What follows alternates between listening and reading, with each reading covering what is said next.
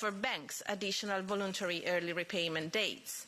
Our dialogue today will be the last one of 2022, a year of turbulence and high uncertainty caused by Russia's invasion of Ukraine 9 months ago. Since then, the economic outlook for the euro area and the global economy has deteriorated dramatically.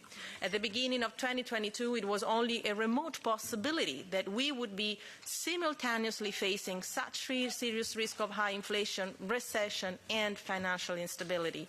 But as the war continues, this is now, unfortunately, becoming a baseline scenario. In this context, two topics were chosen by the Econ Committee coordinators for today's meeting. The first one is inflation as a global challenge, and the second one is inflation differentials, consequences for monetary policy. As usual, all briefing papers that were prepared by the European Parliament's panel of experts are available on the Econ Committee's website, and some of them were presented and discussed last Thursday in Strasbourg. Our experts highlighted that both international coordination and domestic coordination between monetary policy and fiscal policy would be extremely important. As for international coordination, our experts' view seems to be confirmed by the most recent OECD economic outlook that was published last week. OECD finds that when all central banks hike interest rates simultaneously, the negative impact on GDP is larger, but the impact on inflation is smaller because the foreign exchange channel is muted. Coordination would therefore be essential, but we all know that it is historically extremely difficult to get. As for internal coordination, all our experts agreed that domestic monetary and fiscal coordination would be probably the first and most important step to be considered. While everybody agreed that monetary policy has to intervene, it is important that fiscal policy plays a role too. By its nature, fiscal policy can be more targeted than monetary policy and therefore may help households and firms to face extra large energy bills and can reduce possible second-round effects on wages, making central banks' task easier. Monetary and fiscal policy can be synergic in the sense that if you use both, you can use less of each if taken alone. Of course, the domestic coordination of monetary and fiscal policy is not easy too. However, an uncoordinated solution may have strong negative impact on real economy as well on financial stability. What is important is that we should not be too demanding on what monetary policy can do in this context. If we give the idea that central banks can do whatever they want with inflation, we might risk to endanger their credibility and therefore their own effectiveness. We should not ask them too much, but we have to ask them what is right. And we have all to coordinate all the policy efforts on monetary, fiscal, economic side, because that's the only way we can really get out of the current dramatic situation. So today's meeting is organized as follows. There will be introductory remarks by President Christine Lagarde of 10 minutes, followed by a first round of questions, one slot per political group, where each speaker will have 1.5 minutes for the initial question and 3 minutes for the answer, with the possibility of a follow-up question of 1 minute maximum for the question and 2 minutes maximum for the answer. And then we will have a second round of questions where we will apply the DONT system with 1 minute for the question and 3 minutes for the answer. So please stick to the time, one question at a time. This will make the debate easier, smoother, and we will have the opportunity to ask all the questions and have all the answers. Okay, President Lagarde, we are now looking forward to hearing you. You have 10 minutes.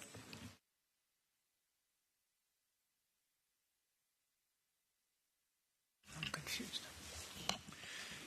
Thank you very much. Madam Chair,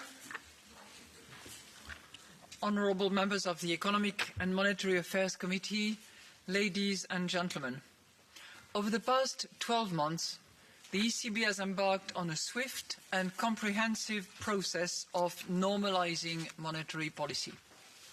First, we ended net asset purchases in a matter of a few months.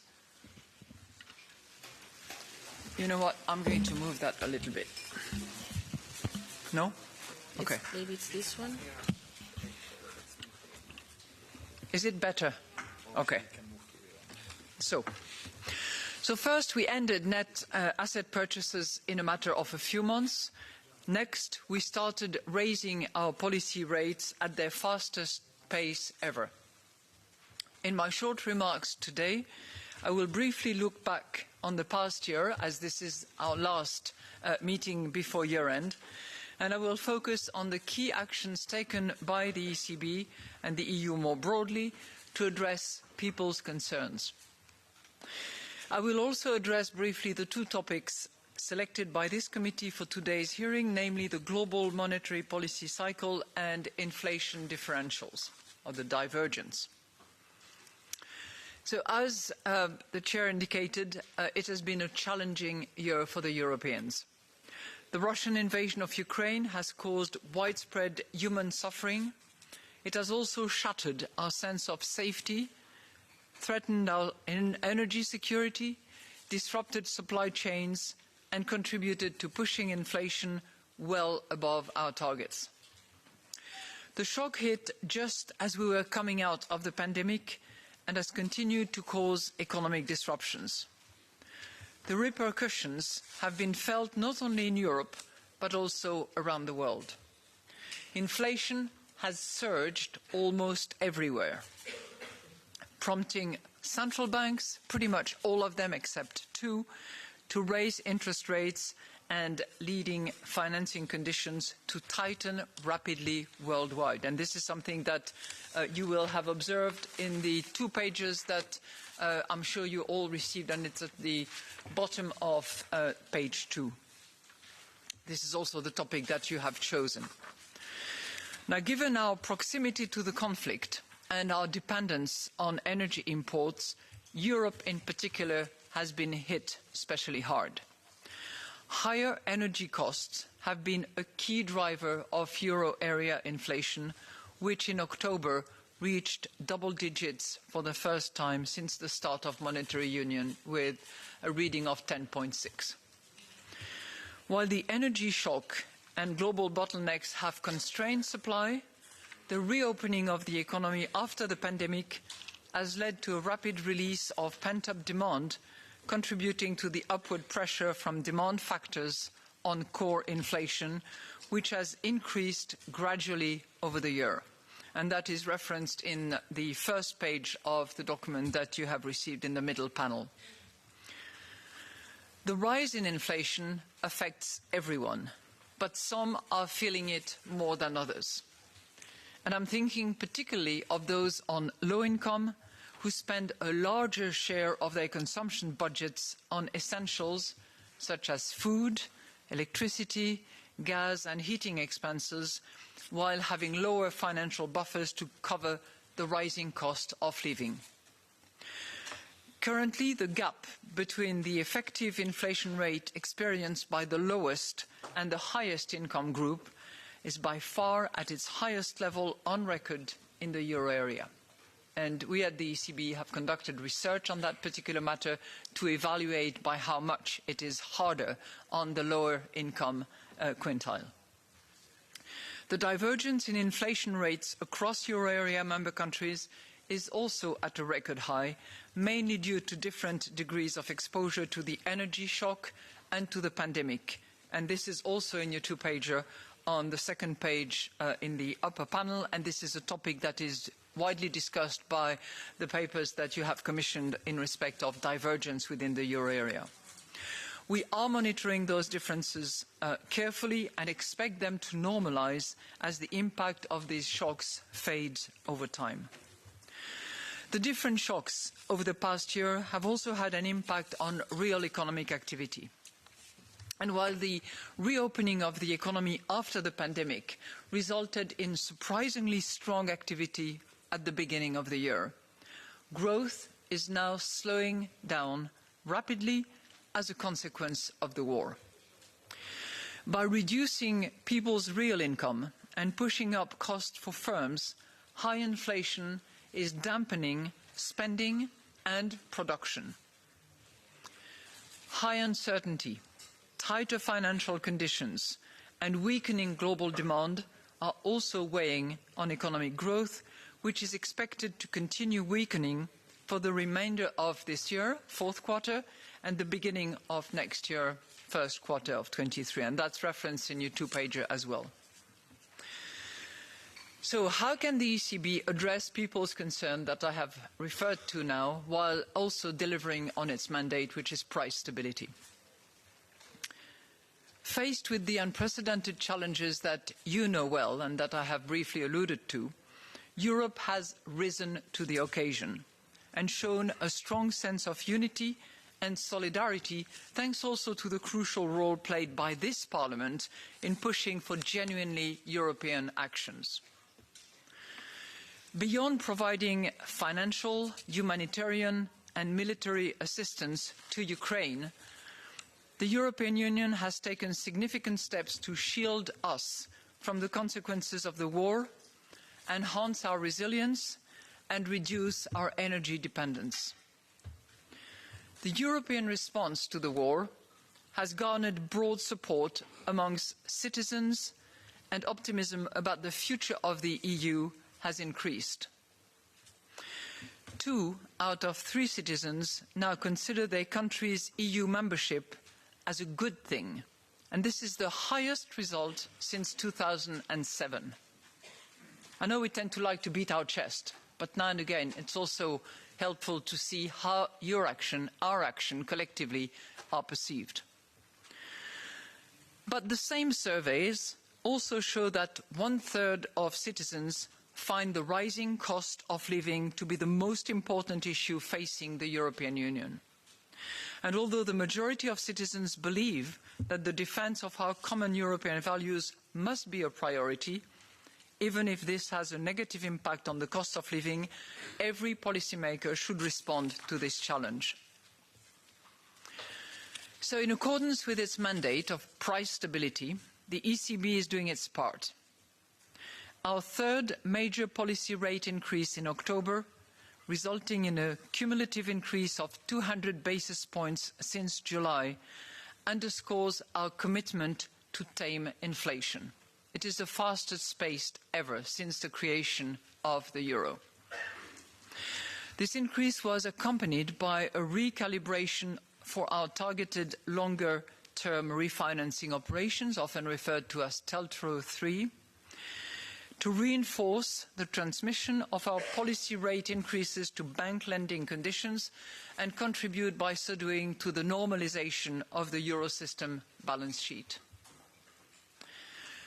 In December, at our next Monetary Policy Governing Council meeting, we will also lay out the key principles for reducing the bond holdings in our asset purchase programme portfolio, because it is appropriate that this balance sheet be normalised over time in a measured and predictable way. Interest rates are and remain and will remain the key tool for fighting inflation. Higher interest rates reduce demand pressures by making it more expensive to borrow money and by influencing how much people and businesses spend, save, borrow and invest. And this in turn puts downward pressure on prices, although the adjustment will take some time to be felt in the economy. Higher interest rates will also have an immediate effect on people's and business expectations about future inflation, thereby guarding against the risk of second-round effects. Persistently high inflation could lead to de-anchored inflation expectations, which then become ingrained in wage negotiations and price settings. Not only would the resultant wage price spirals prove self-defeating in supporting real income economy-wide, but it would also hamper the productive capacity of the economy as a whole. Strong labour markets, with the unemployment rate still at the historically low level of 6.6% in September, are likely to support higher wages. Incoming data suggests that wages are picking up and we will continue to assess their implications for the medium-term inflation outlook, and that is referenced to in the first page of the document that we have sent you. So while monetary policy is geared towards bringing inflation back to our medium-term target, the economic outlook will also depend on the action taken by other stakeholders. In the current environment of high inflation, fiscal policy needs to be considerate not add to inflationary pressures. Fiscal support should therefore be targeted, temporary and tailored. It should be targeted so that the size of the fiscal impulse is limited and benefits those who need it most. It must be tailored so that it does not weaken incentives to cut energy demand, and temporary so that the fiscal impulse is not maintained longer than strictly necessary. At the same time, government should pursue fiscal policies that show they are committed to gradually bringing down their public debt ratio. Delivering on the ECB mandates will create the conditions for strong and sustainable growth that will benefit everyone. Yet, achieving price stability is a necessary but not sufficient conditions, as other policy areas need to act. Removing constraints on economic growth through an ambitious economic reform agenda at the EU and national levels will not only rebuild supply that has been impaired by the recent shocks, it will also over time strengthen the resilience of our economy in a world that is becoming less predictable. In this respect, we welcome the Commission's proposal to reform the EU economic governance framework. Sustainable fiscal policies are needed to not only ensure medium-term debt sustainability, but also to support the three key transitions that will determine our future and our growth model towards cleaner energy, greater economic security, a more digital and productive economy. The Commission proposals are a good starting point for discussions, and I encourage EU policymakers, including the Parliament, to soon reach a viable and broadly shared agreement to help strengthen the foundation of our economic and monetary union. So in conclusion, we are committed to bringing inflation down to our medium-term target, and we are determined to take all the necessary measures to that effect. We expect to raise rates further to the levels needed to ensure that inflation returns to our 2% medium-term target in a timely manner. In this environment of high uncertainty and with complex shocks hitting the economy, the Governing Council decisions will continue to be data-dependent and follow a meeting-by-meeting approach. How much further we need to go, how fast we need to get there, will be based on our updated outlook, on the persistence of the shocks, on the reaction of wages and inflation expectations, and on our assessment of the transmission of policy stance. I now stand ready to take your questions. Thank you. Thank you very much. And now we start our first round of questions, and we start with Esther de Lange for EPP. Esther, you have 1 minute and a half. Yes, thank you very much, Madam Chair and Madam President. Thank you very much for being with us today. I would be tempted to directly ask, how fast then?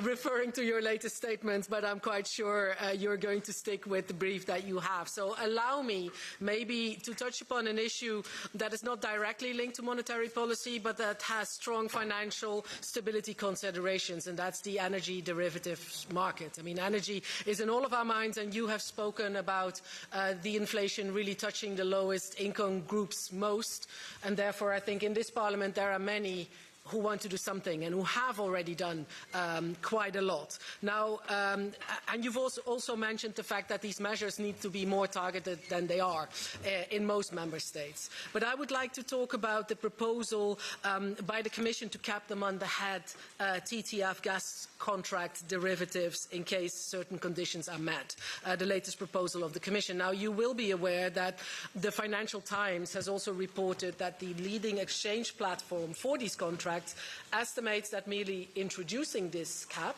so without triggering it, would lead to increased margin calls for energy traders of around 33 billion. That is at least what the Financial Times told us. And this comes, of course, on top of the fact that many energy firms are already liquidity strained, such as Uniper, and that according to the ECB itself, margin requirements for energy producers have already doubled in this year. So my question is, does the ECB share this assessment that we've all read in the Financial Times, that introducing the price cap would lead to significant increases in collateral requirements? And what is then the ECB's opinion of this instrument, given the effects it could have on energy markets, CCPs, bank credit lines, and in the end, financial stability as a whole? Yes, if I may, we will have a hearing exactly on this topic on Thursday. So but I hope we will have really the same interested attendance. in what the President has to say on the issue, because it's something that is really close to our hearts at the moment. Well, thank you very much, Madame Delange, for this question. It is close to your heart. It is close to our heart as well, because it is clearly one of the key components of inflation. When we look at, by how much energy has contributed to inflation, by how much month over month, it has affected all citizens and clearly impacted the inflation, it is important. 41% is nothing that we should be treating casually. So we are very attentive to the work that is being done. We are very keen to see a European response, because as I tried to say in my introductory remarks, whenever Europe reacts as a whole and not on a piecemeal basis, country by country, it is stronger, and it is demonstrating the value that it can deliver for the citizens. I'm not going to give you much by way of our opinion concerning the proposed I'm assuming that you're referring to the cap mechanism that has been put in place, and that obviously has been caused by the various margin calls and the derivative market disruption that we saw much earlier. I'm not going to give you an opinion for the simple reason that we've been alerted to it only a few days ago, and that the ECB is mentioned on a couple of occasions, actually more than a couple of occasions, in that document, and as a result of which we will give a seasoned and thought-through opinion on this matter to see what role we can play, how we can help, and in which respect, from a financial stability point of view and purely financial stability point of view, we can offer some assistance. But we do not actually take a view on the efficiency of the tool, because it is not something for us to opine upon. We will look at it from a financial stability viewpoint, and we will look at the instances where the ECB would be called upon to providing its views. But we certainly cannot be acting as a substitute for political decisions that need to be made and that are called for at the political level, not at the level of the European Central Bank. Thank you very much. You want to use your 1 minute for this follow-up? Yes, if I may. One question is already answered. That was whether the ECB would publish an analysis of the proposal, which I think is good. Secondly, would the ECB be interested in having the formal task of giving its opinion before such a cap is triggered, so that the ECB were to be asked if triggering was coming into view, that you would have to give an opinion on the financial stability implications of that. And if you don't want to answer that question, you can always comment on Governing Council Board member Isabel Schnabel's comments last week about the incoming data so far, suggesting that the room for slowing down the pace of interest rates adjustment remains limited. Of course, you're not going to give us much more than your final paragraph, but maybe you can say a couple of words on her statement and where you expect that analysis to go in the next months ahead. So this is not really a follow-up question. It's another question that you're asking, which is a completely different story. The first one was a follow-up, whether the ECB would want a formal role in the triggering of the instrument.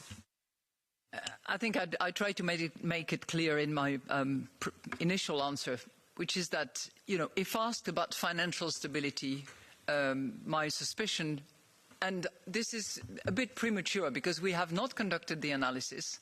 And while our international department has worked really hard over the weekend to make sure that they understood the ramifications, the various points in the decision-making process where the ECB would be consulted, we would give an opinion, a legal opinion, if you will, on the document on these various aspects, not on the entire instrument that is being proposed, but on the areas where the ECB would be consulted for financial stability purposes. As I understand, prior, upon operating, prior to stopping, So let's wait until the legal analysis is completed and whether we see that as a role for financial stability purposes. And let me stress once again, it's for financial stability purposes, not for political, appreciation or calculations.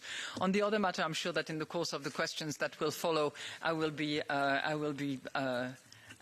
saying a few things in respect of this persistent high inflation that we are seeing now.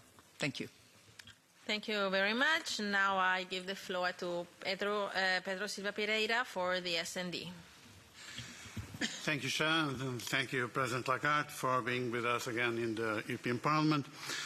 In October, inflation in the euro area reached 10.6%, but prices declined by 4.2% in Germany, the first month-on-month decrease since May 2020, suggesting that inflation might be approaching its peak, which would be, by the way, consistent with ECB projections, saying that inflation will decline in 2023 and even more in 2024.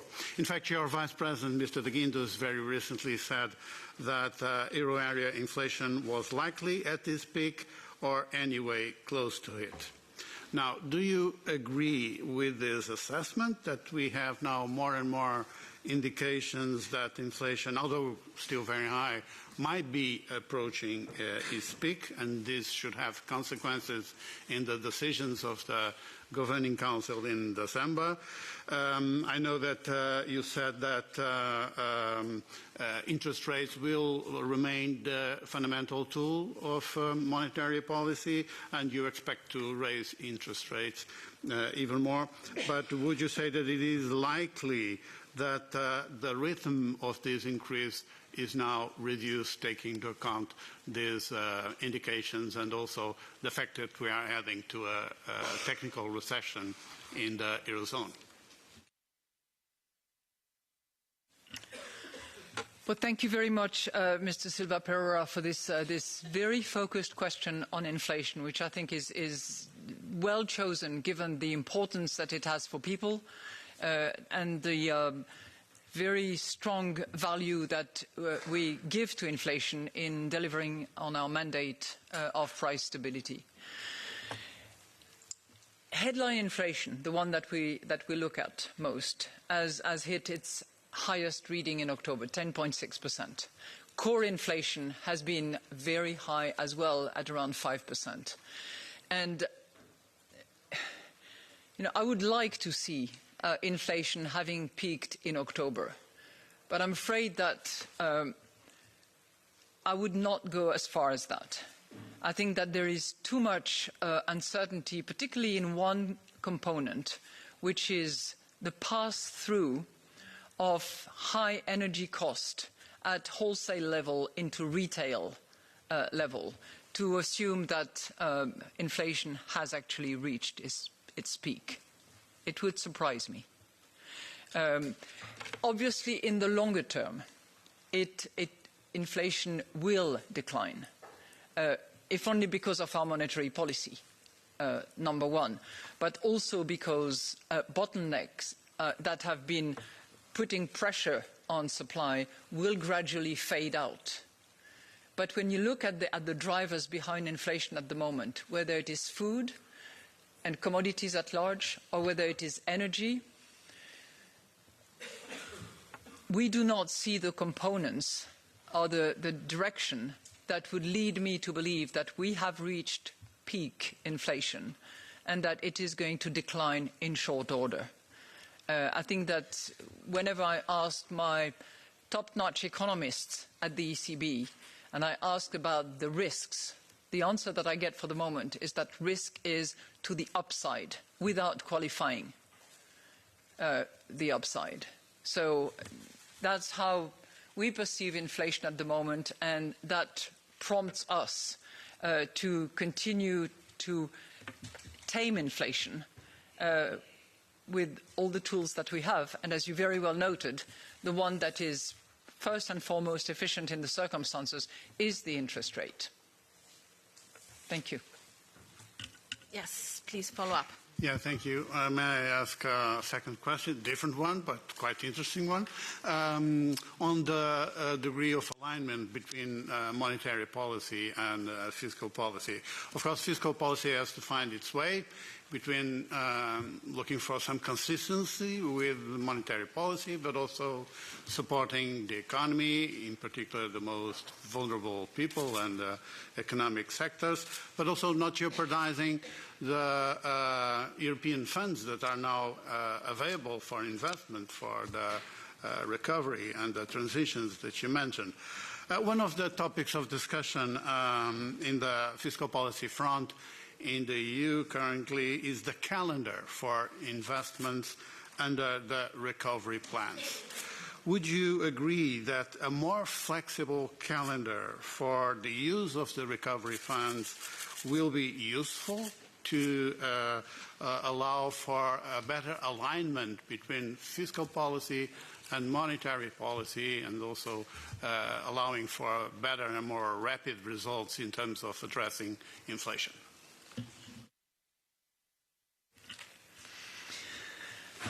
That would warrant a much longer response that I'm allowed to give you, but I will try. Monetary policy and fiscal policy should operate with good understanding of the action of the other. Monetary policy is focused on restoring price stability, on fighting inflation, using the tools that I have just mentioned, and moving out of this accommodative policies that has been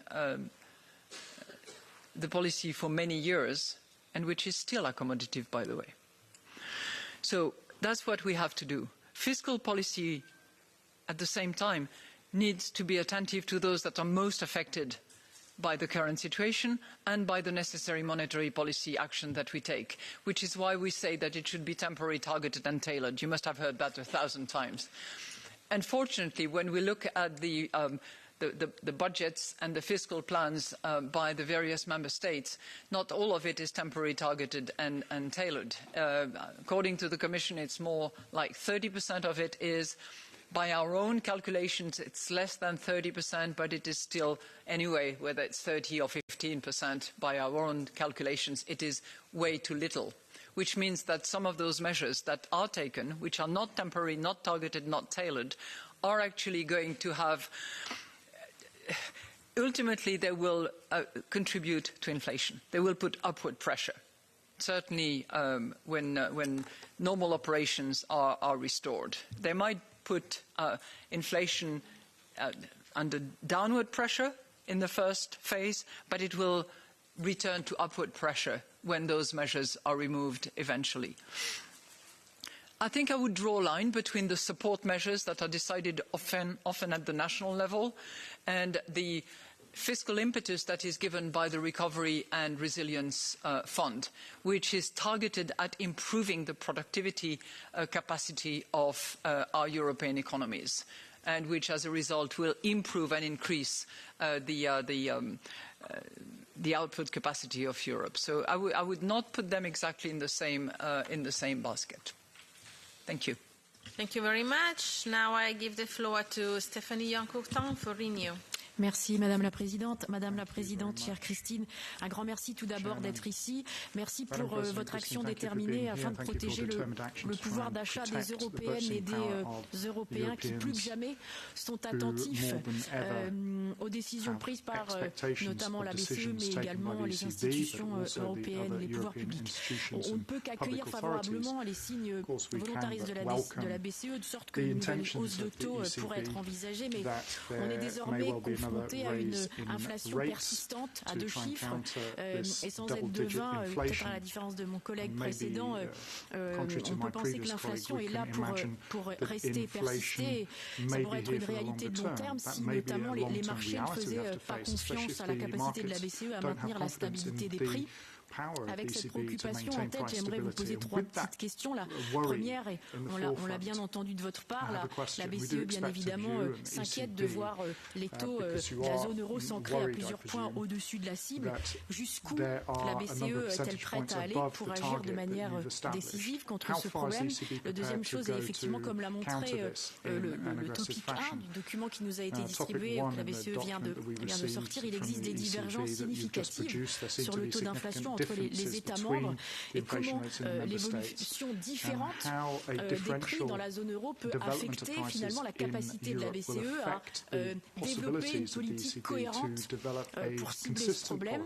Et enfin, j'aimerais vous interroger sur le récent mécanisme anti-fragmentation et sa mise en place bien évidemment vise à alléger la pression sur les écarts de dette souveraine dans notre union monétaire.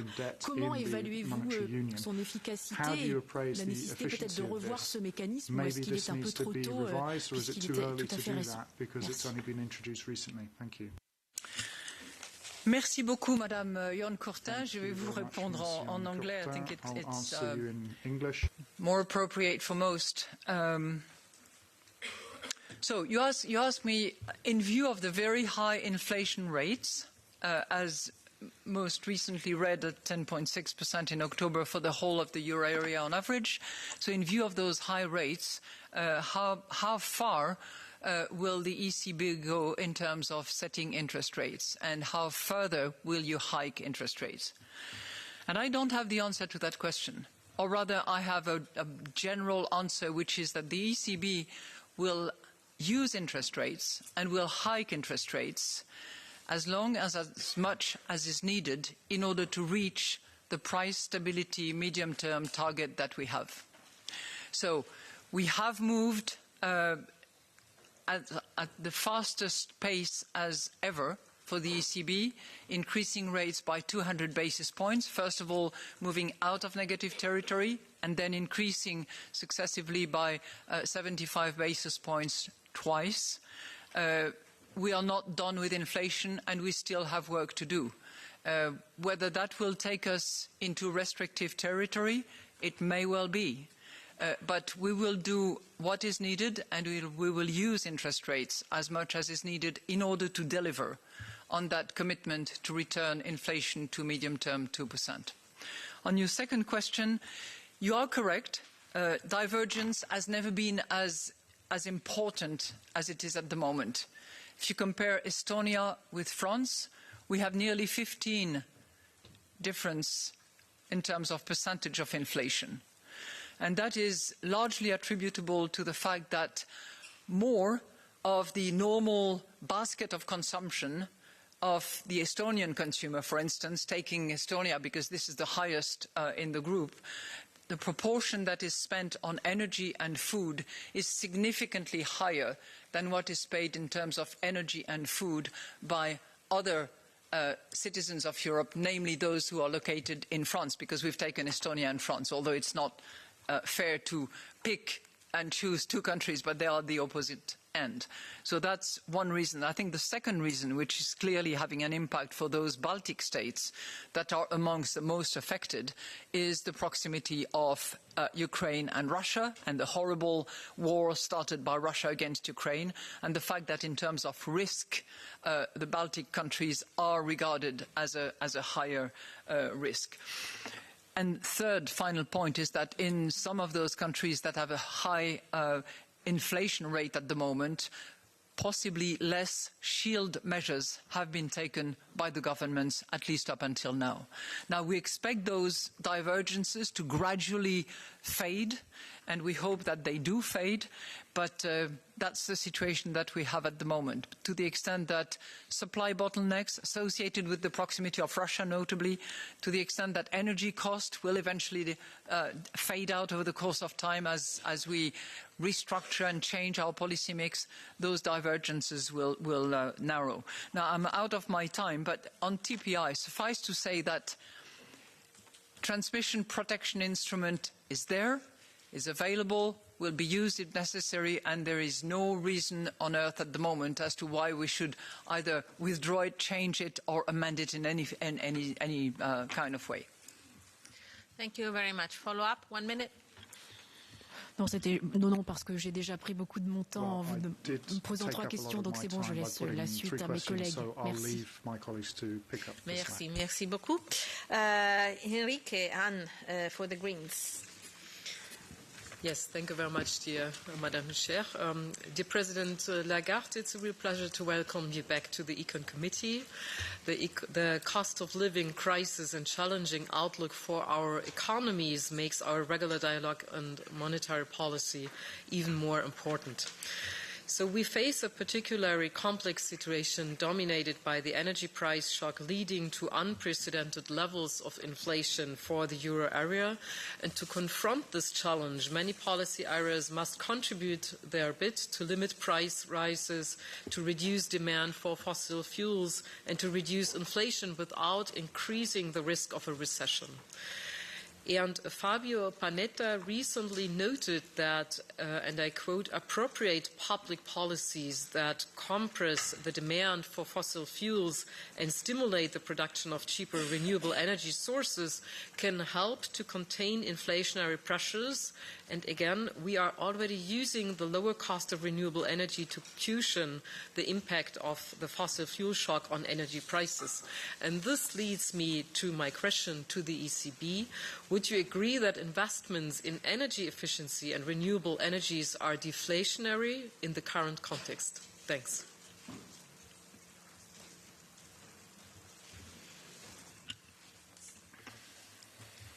Thank you, Madam Anne, for your question. As a good person from Normandy, and Mrs. Jon Courtin will understand, I would say peut-être banque oui, peut-être banque non. Because it all depends on timing. I think the jury is still out, and there is a lot of academic research, papers, introspection, speeches being focused on those particular issues. But I think that in general, well, first of all, I would like to start with the fact that it is not green energies that are inflationary at the moment. It is the fossil energies, clearly. But to your specific question of whether or not investment in green energies are inflationary or deflationary, I think I would say it depends over the course of time. And while ultimately once investments are conducted, once the policy, the energy policy mix has changed, then ultimately the marginal unit cost of the green energy, kilowatt, megawatt, whatever you want to measure it in, will be cheaper.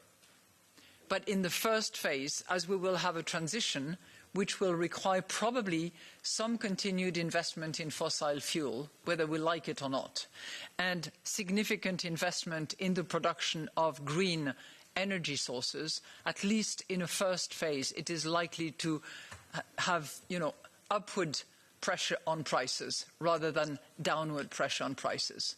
So I think it's really a matter of where in time are you focusing your question. If you say in the medium term, in 5-6 years' time, most likely, but in the first place, probably not.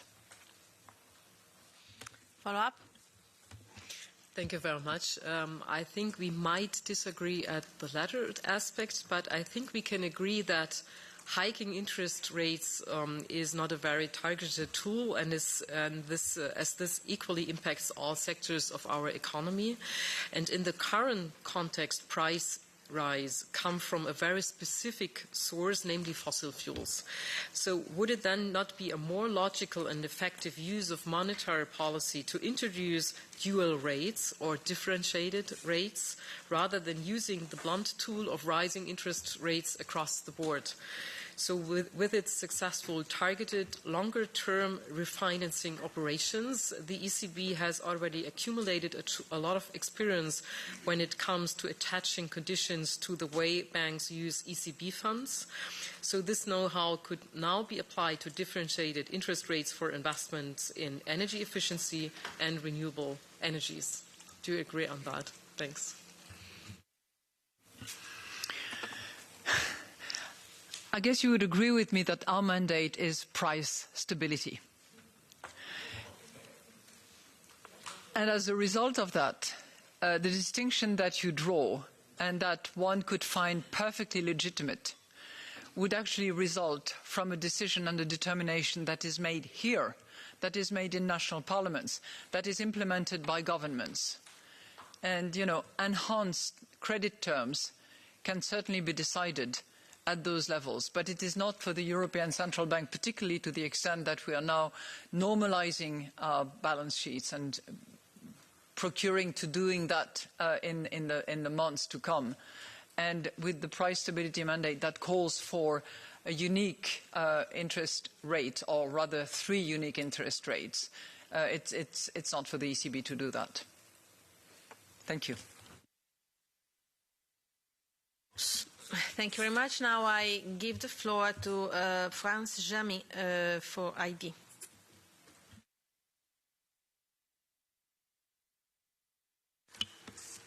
Oui, Madame Lagarde, bonjour. Je crois que vous serez d'accord avec nous aujourd'hui pour admettre que nous sommes au bord du gouffre, je crois que ça a été dit, puisque la revue de stabilité financière de la BCE de novembre semble le reconnaître elle-même. Alors en effet, l'inflation est là. Et une très grave crise financière s'annonce puisque la BCE nous propose de faciliter le dérapage finalement de l'endettement des États avec le mécanisme anti-fragmentation. Ainsi, tous les États membres pourraient emprunter au même taux, et parce que la crédibilité de l'Union européenne n'existe pas, elle repose simplement sur celle des États membres et particulièrement de l'Allemagne, qui est en grande difficulté aujourd'hui. Ma question est comment pouvez-vous nous garantir que ce ne seront pas les épargnants ou les contribuables qui paieront la note? Enfin, avec la crise économique déjà sévère qui mine le niveau de vie de nos compatriotes, l'instauration de taux variables sur les crédits immobiliers qu'aucune banque française ne pratique va nous mener vraisemblablement à des drames qui toucheront les plus précaires. Alors ma deuxième question, Madame Lagarde, consiste à savoir si on va reproduire l'affaire des subprimes en France et est-ce que la BCE ne va pas ainsi contribuer à tuer le système bancaire français, enfin le modèle bancaire français.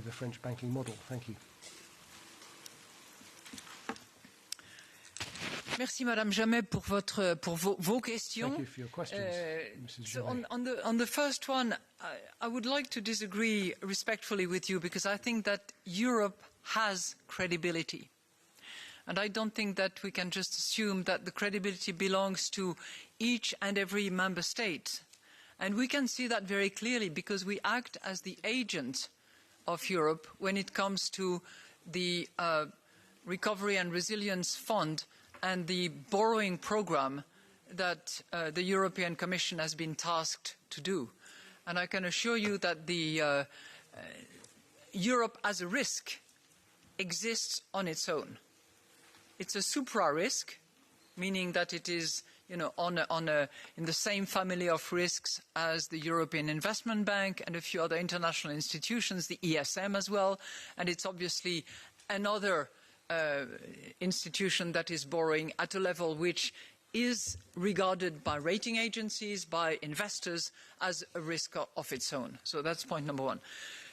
Point number two, I think the action of the European Central Bank, both in terms of its central banking activity, which is often narrowed to the monetary policy determination, but also its supervision activity, which I think will be commented upon on December 1st, because my colleague Andrea Enria will be coming to answer your questions. I think quite to the contrary, has actually helped strengthen the banking system throughout European Union. You've asked about the solidity of the system and whether the ECB would actually undermine it. I think we have contributed to strengthening the banking system. If you look at the solidity of the banks at the moment, it is significantly stronger than what it was back in 2008. I was finance minister of France at the time, and I can assure you that whether you look at the ratio, the capital ratio, the core equity tier 1 numbers, whether you look at the liquidity ratio, the leverage ratio, there has been significant improvement.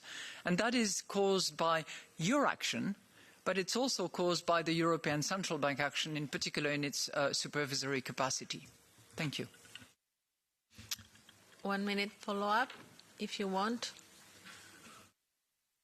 Oui, juste une, sans vouloir être désagréable. Enfin, il y a une amplitude économique dans les pays de l'Europe qui font, Madame Lagarde, qu'on ne peut pas forcément considérer, s'agissant de crédibilité, qu'une addition de faiblesse fait forcément une force. Ensuite, est-ce qu'il n'y a pas une contradiction si on prétend conduire une politique monétaire restrictive avec la hausse des taux d'intérêt pour lutter contre l'inflation, alors qu'on encourage en même temps les États à s'endetter, donc finalement à accroître la masse monétaire qui est parfaitement inflationniste.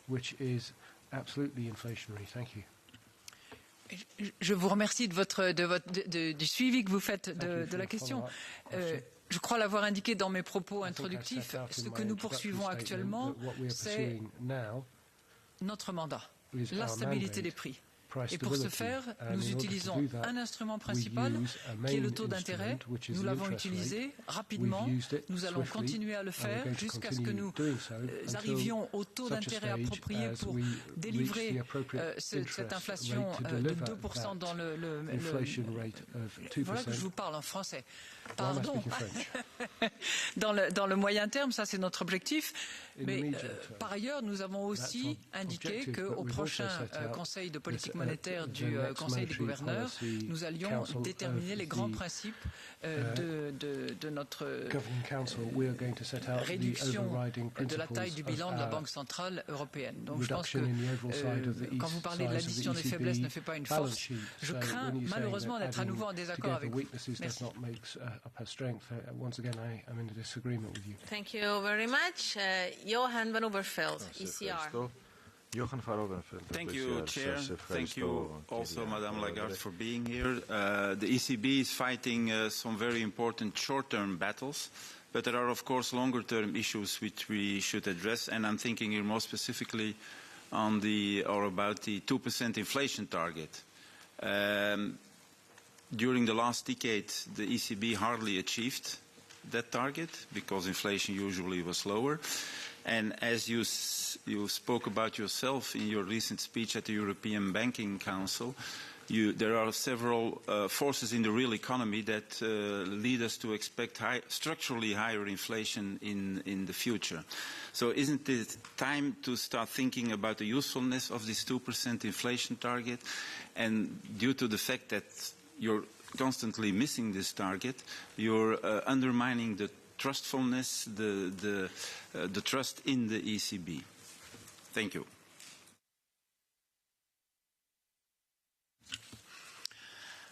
Thank you very much. And you are right to focus on one word which is extremely important, which is that of the credibility of any central bank, including the European Central Bank, and probably more so the European Central Bank, because we are dealing with 19 different fiscal policies and 19 member states, soon to be 20 as of the 1st of January when Croatia returns, or joins rather, the euro area. And that credibility is going to be tested, is being tested by the determination with which we return inflation back to the 2% medium-term objective that we have. And that is the reason why we have to be determined, why we have to take that job very seriously, particularly in view of the high resilient inflation that we are seeing at the moment. Is it time to change the yardstick by which you measure your performance? I don't think so. I think the debate could be had at some stage. The debate was actually taking place a few years back when a very reputable economist who was at the time at the IMF, suggested that another number could be used eventually. But now is not the time to do so. And it's clearly against the objective that has been defined as the price stability that we have to really align our efforts and redouble our efforts going forward. I'm tempted to actually disagree with you on the assertion that you made that we have constantly failed to deliver. I think if you look historically, there was a long period of time when, on average, inflation actually was at 2%. And then we had a period of about 10 years where inflation was way below 2%. To be in negative territory in December of 2020, if you remember. And obviously, we have the situation that we have at the moment, which is too high, persistent inflation that we have to tame. And that's what we will do. Thank you. Follow-up? Just for the record, in terms of underachievement, I was referring to the last decade and not to the time before. But anyway, my follow-up question switches to the short term. It's a weak link, I admit, but anyway. You already elaborated on how far should we go with driving interest rates up. Now, Executive Board member Isabel Schnabel last week was quite explicit about that because she suggested that policy rates should end up in real territory, which means above inflation. I'm not going to do the math here, but that means that interest rates would have to go up a lot from where they are today. Do you agree with that statement, or what would in general be your comment on that statement? You know, the beauty of the European Central Bank, of its Executive Board and its Governing Council, is that while we are all engaged in the same fight, and we all have the same objective ultimately, everybody has their opinion, everybody has their conviction, and I, as President of the ECB, I respect that. And while some people might argue that this is cacophonic, I'm very sorry, but this is a debate. And this is a debate that is healthy and that is good to have. Sometimes difficult to preside over those debates, but it is my job, and I'm very happy to deliver on that job. So it won't surprise you if I say three things. One is we are going to be data dependent. And it so happens that our next projection exercise will be actually in 2 weeks' time. So we are, in a way, relying on numbers and projection and work that has been done back in September, some of which is clearly outdated. But we will have new numbers in December. So that's point number one. We will be data dependent. We will be looking at, obviously, the outlook, but obviously the persistence of the shock, obviously the transmission to the economy, and looking at multiple indicators, some of which have been very, very well dissected by my colleague Philip Lane, who has also given a very good version of his views on certain matters. Both of them, Mrs. Schnabel, Mr. Lane, equally fascinating. Second point is we will be deciding meeting by meeting. So as President, I would absolutely refrain from giving any kind of forward guidance. We have decided that forward guidance was not helpful at the moment. It may well be, and that's going to be a Governing Council decision, that when the time comes to do some quantitative tightening, we give some indications, and that will be part of the principles that we will decide and that we will debate at the Governing Council meeting that is coming up in December. But so, data dependent, meeting by meeting. And third, as I said, which pace, for how long, how high, is not something that I have a view on. The view I have is that it has to be the interest rate that will be sufficiently high in order to deliver the 2% medium-term inflation target that we have. And it, as I said in a previous speech, so I'm not innovating for those of you who are picking up bits and pieces of what I'm saying now, it may well be that it takes us into restrictive territory. But that is something that, as I said, we will be debating meeting by meeting and on the basis of data. Thank you.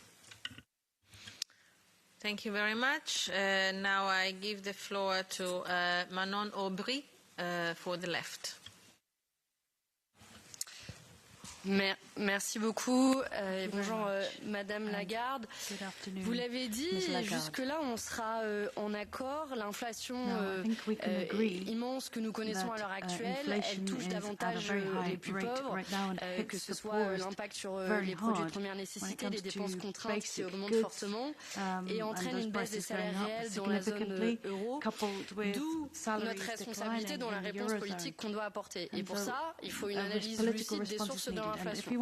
Et c'est là où j'ai du mal à savoir où vous vous situez, parce que, et ça a été dit à de nombreuses reprises, l'inflation en réalité, en grande partie, elle vient de sources exogènes, que ce soit le choc énergétique notamment.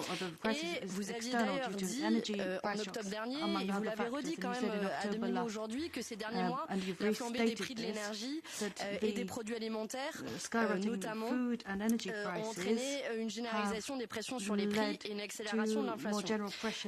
Ça, c'est la première chose. La deuxième chose, vous avez parlé de la boucle prix-salaire, laquelle boucle est contestée économiquement, y compris par des gens que vous connaissez bien, une étude récente au FMI de ces dernières semaines. Et donc, ma question est double. D'une part, pourquoi continuez-vous à brandir cet argument de la boucle prix-salaire comme justification de votre politique monétaire alors qu'on ne l'a pas vérifié dans la réalité? Deuxième question, la Christine Lagarde d'aujourd'hui, de 28 novembre, je crois, 2022, on est. Est-ce qu'elle est d'accord avec la Christine Lagarde d'octobre 2022, cette citation que je mentionnais, qui expliquait que les causes de l'inflation étaient à trouver dans une perturbation de l'offre liée à une succession de crises majeures et non dans un excès de la demande? Merci, Madame Aubry, de votre question et vous posez des questions de principe sur lesquelles je vais essayer de revenir en détail. First of all, I continue to say that the largest contributors to inflation at the moment are energy and food. Energy, month over month, is about 41%. Food is about 13%. So those are key components. And as both of you and I agree, it is affecting more the low-income people than the high-income people because they spend more of their consumption basket on energy, on food, on heating, electricity bills, and all the rest of it. I think when you look into the drivers of inflation, and I agree with you that we have to look at drivers to see what is going to be most effective in terms of response. We had for a period of time a major supply shock, and we continue to have a supply shock, the one that you call the exogenous shock. But it's not that simple. It's also fueled by demand. So if you ask me whether the November and the October Christine Lagarde is the same person, the answer is yes. There is a portion of, there is a driver of inflation that is definitely related and caused by supply. But the recovery that we faced after the last of the lockdown period was removed, and the pent-up demand that resulted from that fast recovery, that has increased demand and has brought demand as a driver, not on a par with supply. I think supply is still dominant, but demand is now also a key factor. And if you drill down, you see that non-energy industrial goods in particular, the NEIG as it's often referred to, this one is more influenced by supply factors. If you look at services, it's more influenced and driven in terms of inflation by demand factors. So you have both supply and demand that are moving prices upward. So I think that's on your first key question. The second one, which has to do with the second round effect that we are concerned about, I think it's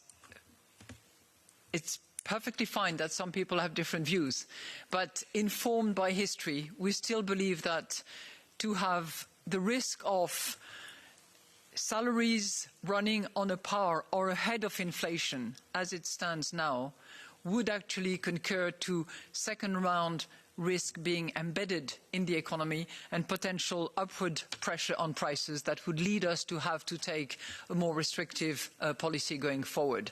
So while it is completely legitimate that salaries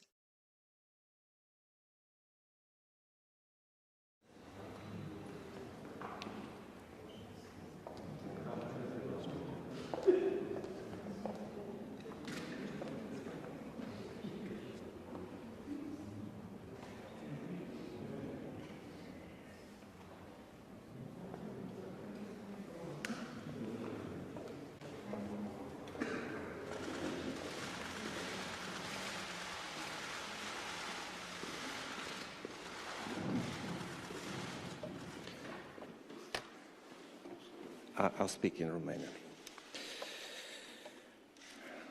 Bună ziua! Îmi